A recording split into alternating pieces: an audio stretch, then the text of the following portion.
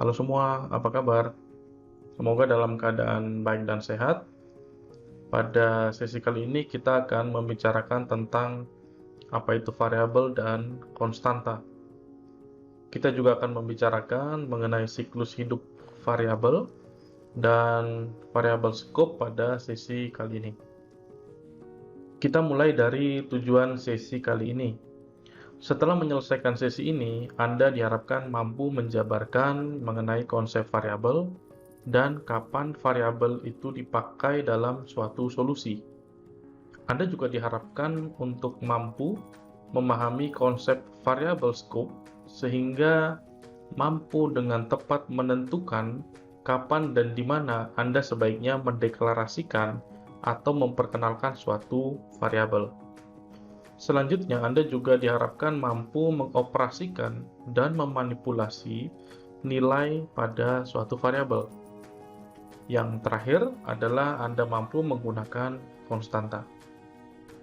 Subtopik yang akan dibicarakan pada sesi ini antara lain yang pertama adalah mengenai definisi dan motivasi penggunaan variabel.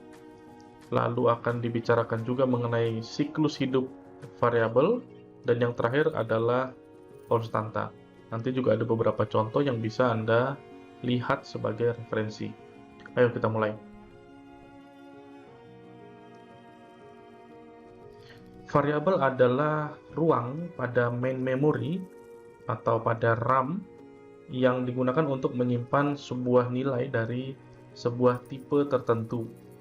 Biasanya ruang ini diberi label atau diberi identifier atau diberi nama yang unik. Atau sederhananya, Anda bisa memandang variabel seperti sebuah container for a value. Jadi sebuah tempat penyimpanan nilai, ya, penyimpanan sebuah nilai lebih tepatnya. Ketika diperlukan, sebuah variabel bisa diubah-ubah nilainya, bisa dimanipulasi, bisa dimodifikasi. Ingat bahwa sebuah nilai, seperti yang sudah kita bicarakan pada sesi yang lain, bahwa sebuah nilai itu memiliki tipe atau memiliki tipe data. Nah, karena sebuah nilai memiliki tipe data dan sebuah variabel digunakan untuk menyimpan sebuah nilai, maka variabel tersebut juga memiliki tipe data. Jadi nilai yang dimasukkan ke dalam variabel punya tipe, variabel penampungnya atau penyimpan dari nilai juga punya tipe. Ya, jadi hubungannya seperti itu. Sebuah variabel diberi label atau diberi nama yang secara unik mengidentify atau membedakan sebuah variabel dengan variabel lainnya. Sebuah identifier biasanya itu ya selain unik juga meaningful serta membentuk konteks sebuah benda atau noun. Nah, contohnya di sini ada beberapa bentuk nama variabel. Kira-kira mana yang unik dan meaningful? Kalau unik mungkin kita bisa langsung lihat ya, oh ini semua berbeda. Ada full name, ada total price, ada buy, ada 12A. Nah, itu semua nama variabel. Cuman mana yang unik dan meaningful? Kebetulan ini semua unik, tapi apakah semuanya meaningful? Tidak ya. Untuk full name itu meaningful karena mencerminkan nama panjang atau nama lengkap ya. Total price itu juga meaningful. Kita bisa mengerti, oh, total harga gitu ya, total price. Kemudian buy. Buy ini juga meaningful. Cuman dia tidak mencerminkan noun ya, dia tidak mencerminkan benda. Tapi dia mencerminkan verb ya, bukan noun. Jadi ini kurang pas. Lalu yang terakhir ada 12A. Nah, ini juga kurang pas. Kenapa? Karena nggak meaningful. Apa 12A? Nggak ada yang tahu ya. Jadi sangat sulit memahami apa sih 12A. Jadi dia tidak meaningful. Sementara buy itu tidak cocok karena dia tidak membentuk noun. Jadi yang bagus di sini adalah full name dan total price. Pertanyaan yang kemudian muncul adalah kenapa dan kapan kita menggunakan variabel. Kalau Anda masih ingat bahwa suatu solusi dari sebuah persoalan itu terdiri atas dua hal. Yang pertama adalah algoritma, yang kedua adalah data. Nah, tempat menyimpan data inilah si variabel tadi. Kadang suatu solusi atau suatu algoritma itu ada tahap-tahapnya. Jadi pertama diapakan, misalnya dijumlahkan dulu. Tahap kedua dikalikan. Tahap ketiga dibagi. Kemudian tahap keempat dicari modulonya. Nah, step-step itu menghasilkan data-data baru atau data-data temporer sebelum kita menghasilkan output yang sebenarnya diharapkan. Nah, tempat menyimpan data-data temporer tadi juga, itu kita gunakan variabel. Variabel juga memberikan sense of flexibility. Misalnya Anda punya sebuah persoalan untuk menghitung keliling dari persegi. Misalnya persegi yang mau Anda hitung itu panjang sisinya ya, itu 3 misalnya, 3 cm misalnya. Maka keliling dari persegi itu adalah 4 dikali 3, 12. Gampang. Lantas bagaimana jika Anda diminta untuk menghitung persegi yang sisinya 5 cm? Solusi Anda tidak bisa dipakai lagi karena sudah terkunci 4 dikali 3, 12. Maka ketika ada persegi yang kedua, maka solusi Anda yang tadi itu tidak bisa dipakai karena dia sudah terkunci.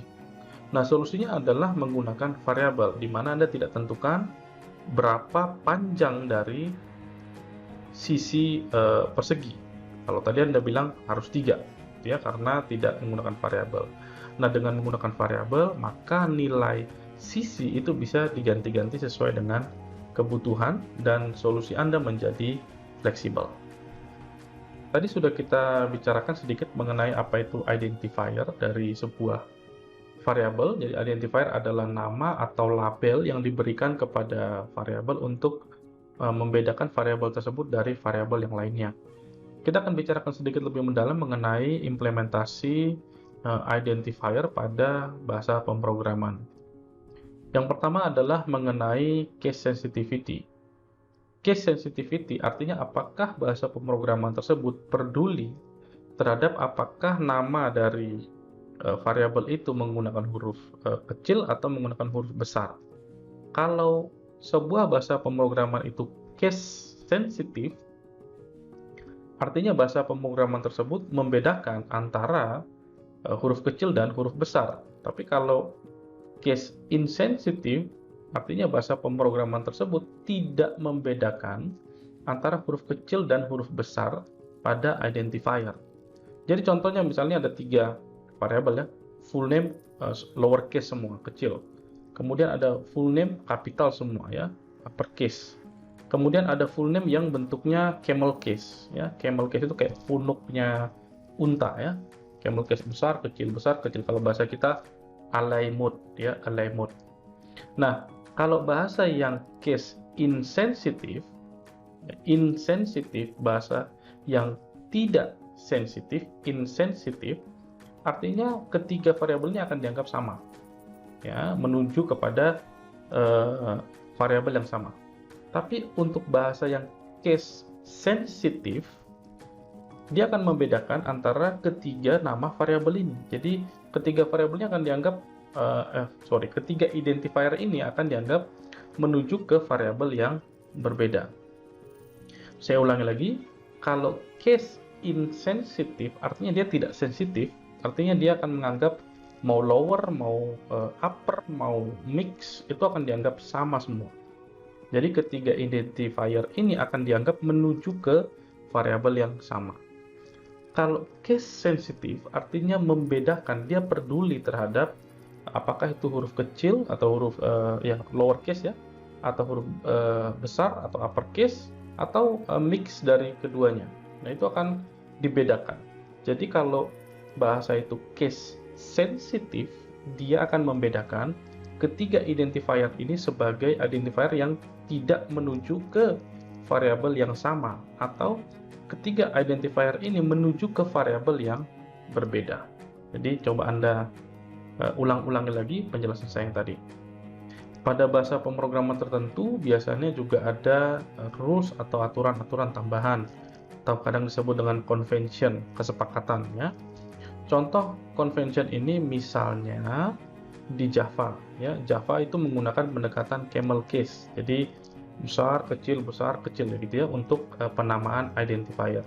Di bahasa yang lain gimana? Ada juga, misalnya di bahasa C dan di PHP misalnya, mereka menggunakan underscore sebagai pemisah antara eh, kata yang satu dengan kata yang lain. Misalnya camel case menjadi camel underscore case misalnya. Itu contoh kalau di C atau di PHP. Kita lanjut. Berikutnya kita akan membicarakan mengenai variabel scoping. Scope bisa dimaknai sebagai space di mana variabel itu masih dikenal atau bisa dikenali. Nah, ada dua scope. Yang pertama ada global dan ada local scope. Untuk local scope, kadang-kadang ada juga yang nested, yaitu bersarang ya. Jadi dalam sebuah scope ada scope, gitu ya. Jadi itu disebut dengan local scope. Variabel yang dideklarasikan pada scope global itu akan bisa diakses atau dikenali pada scope lokal. Kalau variabel yang dideklarasikan pada scope lokal itu hanya dikenali pada scope-nya saja. Jadi dia tidak bisa dikenali di scope di luar dari scope-nya dia, gitu ya. Kita akan lihat sebuah contoh ini dalam Flowgorithm. Di sini solusi ini sangat gampang sekali, yaitu menjumlahkan sebuah nilai X dengan sebuah nilai lainnya Y. Nah, di sini flow-nya ya, alirnya adalah pertama kita declare dulu X, kita declare variabel X gitu ya. Kemudian kita assign, kita berikan nilai X dengan nilai 1. Jadi sekarang X nilainya 1. Kemudian akan dilakukan pemeriksaan apakah nilai X lebih dari 0. Maka jawabannya harus true karena nilai X adalah 1. Nah, ketika true, kita mendeklarasikan nilai Y. Kita mendeklarasikan variabel Y. Nah, variabel Y ini kemudian kita isi dengan nilai 2. Maka ingat tadi X nilainya berapa? 1. Lalu Y nilainya berapa? 2. Maka ketika kita jumlahkan, harusnya nilainya berapa? 3 ya. Nah, tapi karena scope variabelnya tidak pas, maka program ini atau solusi ini gagal. Kenapa gagal? Karena Y, nah perhatikan ya, karena Y mau dia hasil dari perbandingan true atau hasil perbandingan false, itu dua-duanya sama-sama ada dalam scope yang terbatas. Ya. Jadi ketika kita melakukan penjumlahan di mana X ditambah dengan Y, maka variabel Y itu tidak dikenali. Kenapa tidak dikenali? Karena variabel Y itu skopnya hanya di sini saja. Ya, jadi tidak dikenal di luar skop itu. Ya, sangat terbatas. Oke, kita akan lanjut. Berikut ini adalah contoh dari variabel scope. Cuman kita gunakan bahasa C. Ya, di sini menggunakan bahasa C. Nah, di sini akan lebih terlihat lagi ya terkait dengan scope. Ya, apa itu scope? Ya, kalau untuk di bahasa C, scope itu ditandai dengan curly braces atau kurung kurawal. Ya, di sini Anda bisa lihat ya, ada kurung kurawal, ada 1 pasang, 2 pasang, 3 pasang. Ada 3 pasang kurung kurawal. Tapi scope-nya ada berapa? Ada 4. Ya, scope yang ada kurung kurawal itu maknanya lokal. Kalau tidak ada atau di luar dari kurung kurawal itu adalah global. Yang di luar kurung kurawal atau di luar curly braces manapun itu adalah yang ada di line 4 dan line 5. Line 4 dan line 5 itu adalah deklarasi variabel yang global. Artinya dia bisa atau nilai-nilai yang atau variabel yang ada di line 4 dan 5 contohnya itu bisa diakses dari scope manapun. Ya, nanti kita akan coba lihat. Nah, di line 4 kita mendeklarasikan variabel namanya var1. Kita tidak berikan nilai ya, cuma deklarasi saja. Di line ke-5 kita deklarasikan dan kita inisialisasikan. Jadi inisialisasi adalah pemberian nilai pertama kali ya. Jadi kita deklarasikan var2 lalu kita berikan nilai untuk pertama kali, nilainya adalah 2. Jadi ini adalah deklarasi dan inisialisasi secara bersamaan. Kemudian kita lihat scope yang pertama ya. Scope yang pertama itu mulai dari line ke 8 sampai line ke 27. Jadi yang diantara itu adalah body dari scope tersebut. Pada scope tersebut kita deklarasikan sebuah variabel di line 10 ya. Namanya adalah variabel 3, var3. Lalu kita isi dengan nilai 3. Jadi ini juga deklarasi plus inisialisasi dilakukan secara bersamaan. Ini sudah tergolong local variable atau var3 adalah local variable. Kenapa? Karena var3 tidak bisa dibaca atau tidak dikenali di luar scope dari rentang line 8 sampai line ke 27. Jadi kalau di line ke 28 kita mau coba akses, ya, kalau kita mau coba akses si var3 itu tidak bisa dikenali ya. Jadi di luar scope dari line ke-8 sampai 27, var3 itu tidak bisa dikenali lagi. Selanjutnya kita akan lihat scope yang lebih kecil lagi, dari line ke-13 sampai line ke-24, ini satu scope. Di sini kita mengakses var1 ya, yang kita deklarasikan secara global. Ya, di atas ya, di line 4 kita deklarasikan var1, lalu di line 14 kita gunakan var1. Ingat bahwa dari line 13 sampai line ke 24 itu sudah nested ya, sudah nested scope. Nested scope dari siapa? Nested scope dari line 8 sampai line ke 27. Jadi ini sudah nested. Ingat bahwa karena var1 adalah global variable, maka var1 bisa diakses oleh atau bisa diakses di line 14. Jadi bisa diakses di scope mana saja yang lokal ya, itu jadi bisa diakses. Oke, kemudian di dalam scope 13 sampai 24 ini ada scope lagi di dalamnya, yaitu mulai dari line ke 18 sampai ke 21. Jadi ada nested scope ya, nggak masalah ya, mau berapa dalam scope-nya juga nggak ada masalah. Nah, di dalam scope yang terakhir ini kita deklarasikan sebuah variabel baru namanya var4. Kemudian di var4 ini kita isi dengan nilai 4. Jadi ini adalah deklarasi sekaligus inisialisasi. Oke, berikutnya adalah saya coba mencetak ya. Jadi printf itu untuk mencetak ke layar, ke konsol, seperti apa sih isi dari variabel-variabel ini gitu ya. Isi dari var1, var2, var3, var4. Nah, di sini di line ke-15 saya mencetak var1, var2 dan var3. Sementara di line 20 saya cetak var1, var2, var3 dan var4. Nah, di line 23 saya cetak lagi var1, var2, var3 dan var4. Kalau kita lihat scope-nya, maka line 23 ini akan gagal. Kenapa akan gagal?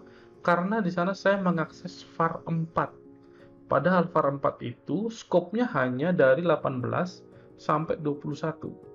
Ya, jadi saya tidak bisa mengakses var4 atau var4 tidak dikenali di line 23 karena var4 scope-nya hanya dari line 18 sampai line 21. Jadi itu adalah contoh variabel scoping. Ketika Anda mau mendeklarasikan sebuah variabel, Anda harus pikirkan kapan saya harus mendeklarasikannya atau di mana saya mendeklarasikannya. Sehingga Anda tahu seberapa luas scope-nya atau dari mana saja Anda berharap variabel tersebut bisa diakses. Selanjutnya kita akan membicarakan mengenai variabel life cycle atau siklus hidup dari sebuah variabel.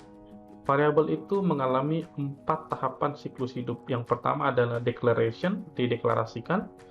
Kemudian inisialisasi, diberikan nilai awal. Kemudian ada manipulation, ya, dia dimodifikasi, dioperasikan, dan lain sebagainya.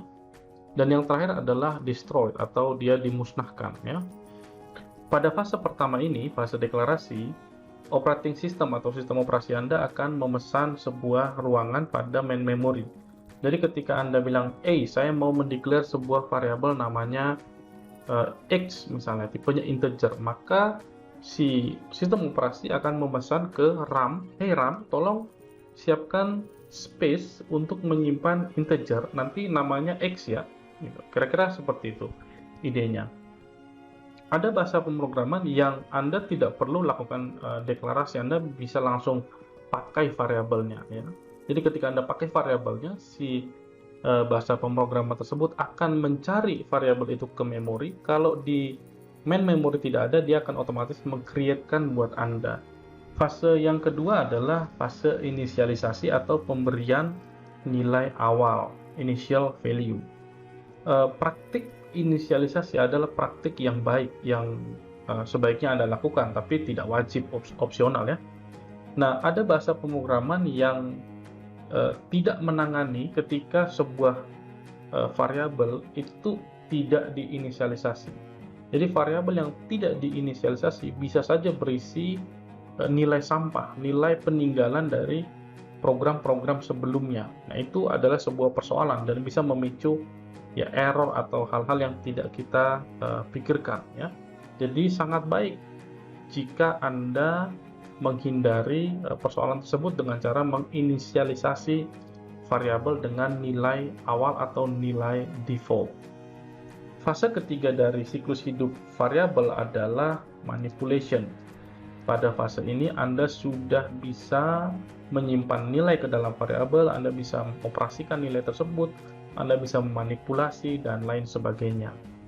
Untuk pengetahuan, ada bahasa pemrograman yang tipe data dari variabelnya itu bisa menyesuaikan atau beradaptasi dengan nilai yang masuk ke dalam variabel tersebut.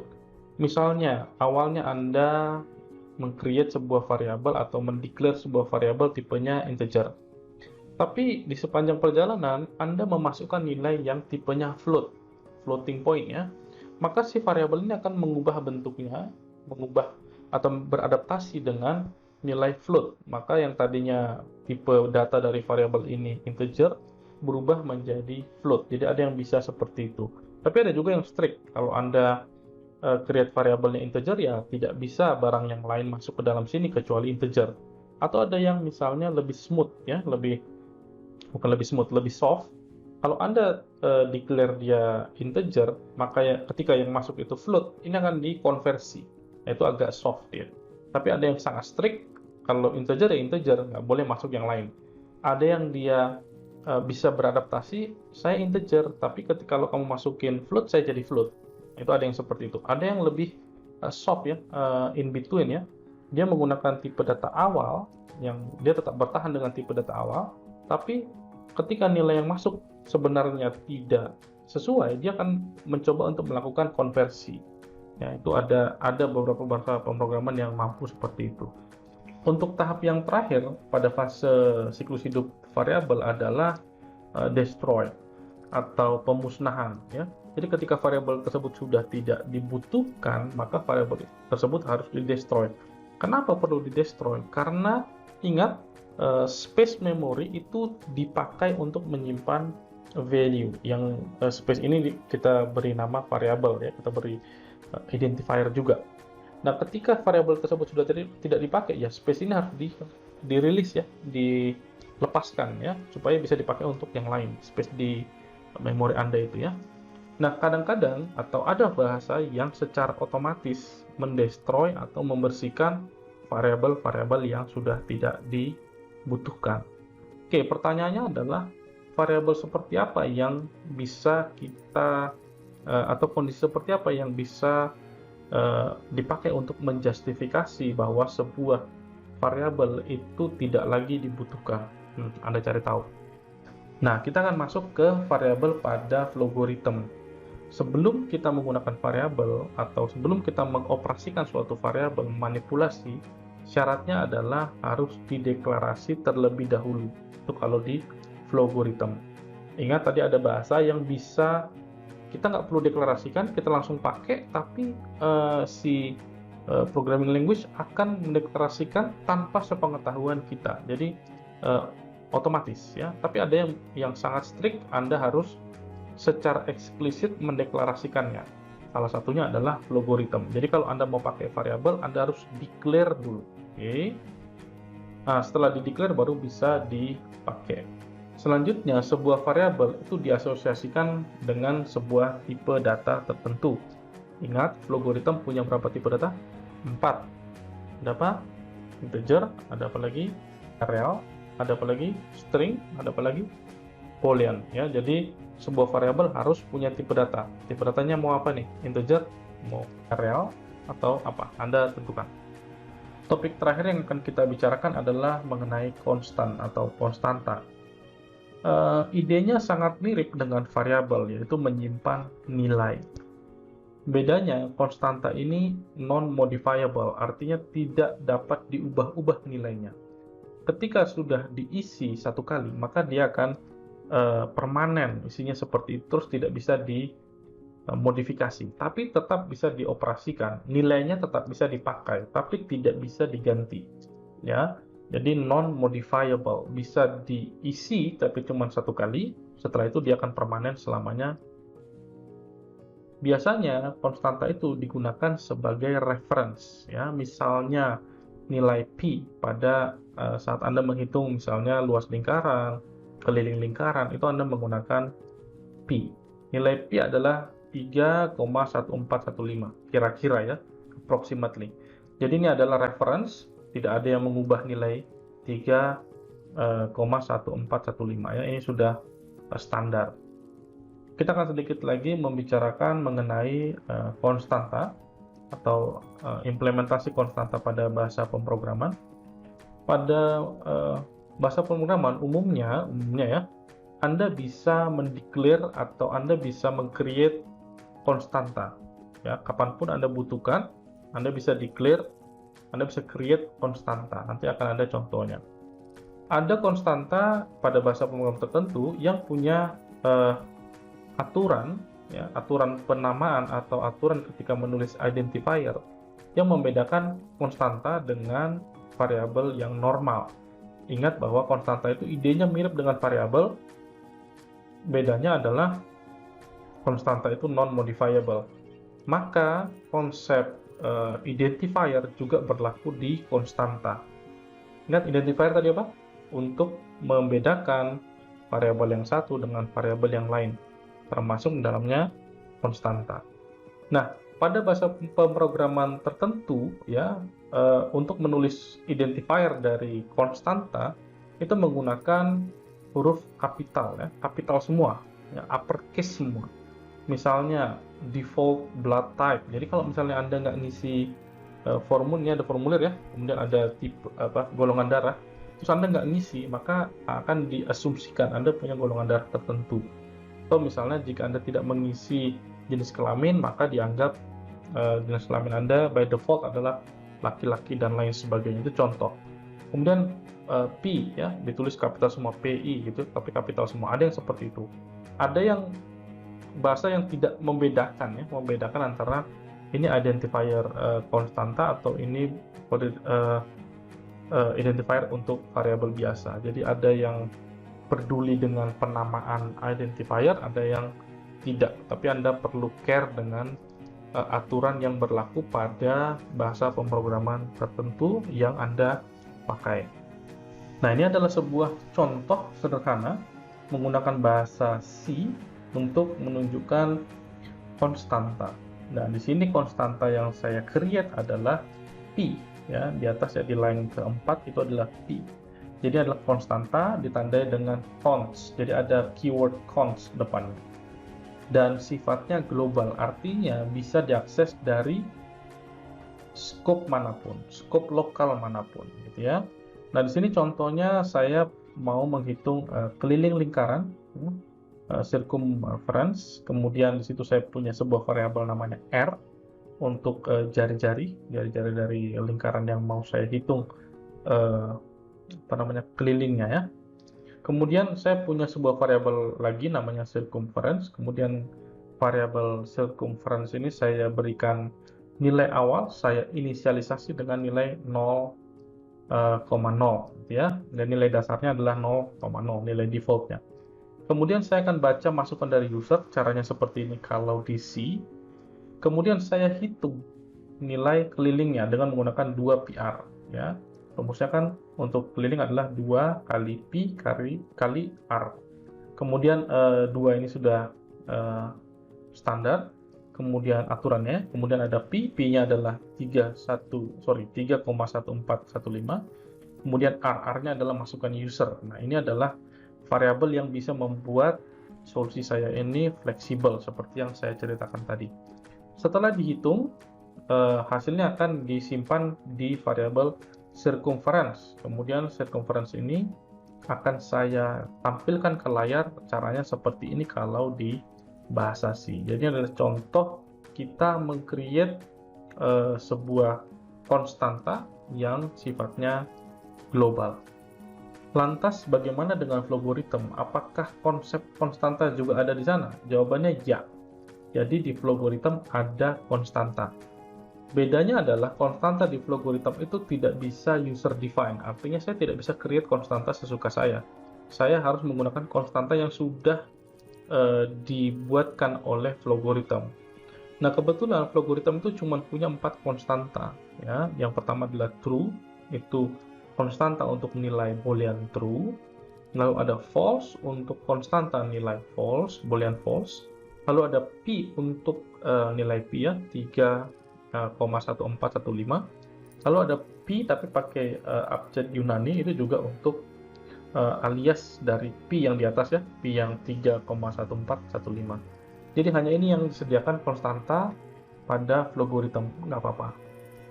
Ini adalah contoh menggunakan konstanta pada Flowgorithm. Ya, jadi ini menghasilkan hal yang sama dengan yang tadi di C, cuman saya tulis dalam bentuk Flowgorithm. Nah, di sini saya punya dua buah variabel, bentuknya atau tipenya real. Kemudian namanya adalah R ya, untuk jari-jari, dan ada circumference.